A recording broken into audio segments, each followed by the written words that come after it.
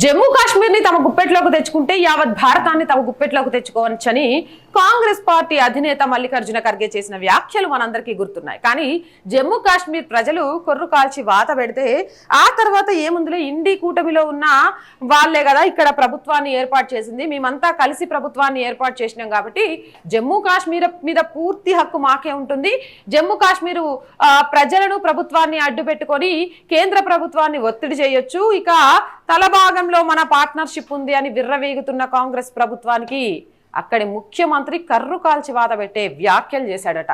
ఆ వ్యాఖ్యల్ని చాడా శాస్త్రి గారు ఒక ఏమంటారు పోస్టర్ రూపంలో ఆయన FBలో పోస్ట్ చేశారు. ఆ పోస్టర్ బేస్ చేసుకొని నేను ఈ వీడియో చేస్తున్నాను. మోదీ జమ్మూ కాశ్మీర్ లో ఎన్నికలు జరిపిస్తామన్నారు, జరిగాయి. రిగ్గింగ్, అధికార దుర్వినియోగ ఆరోపణలు లేవు, ఈ క్రెడిట్ మీకు ఎలక్షన్ కమిషన్ కి దక్కుతుంది. బహిరంగ సభలో ఒమర్ అబ్దుల్లా ఒక పక్క నుంచి ఈవీఎంల వల్లే బీజేపీ గెలుపుస్తోంది అని చెప్తూ వస్తుంటే, ఇండి కూటమిలోని ఒక్కొక్క పార్టీ, రాహుల్ గాంధీ, కాంగ్రెస్ ఇంకొకసారి మీరు ఆ మాట మాట్లాడకండి, ఈవీఎంలు రిగ్గింగ్లు అని మాట్లాడితే మనం గెలిచిన ప్రదేశాల్లో ఏంటి, అవేవీ లేదు, ఎలాంటి అధికార దుర్వినియోగ ఆరోపణలు లేవు, ఎలాంటి రిగ్గింగ్ జరగలేదు అని ఒక బహిరంగ సభలో ఒమర్ అబ్దుల్లా మాట్లాడటము అనేది నిజంగా కూడా ఇండి కూటమిలో ఉండి మాట్లాడటం అనేది కాంగ్రెస్ కి పెద్ద షాక్ అనే చెప్పొచ్చు.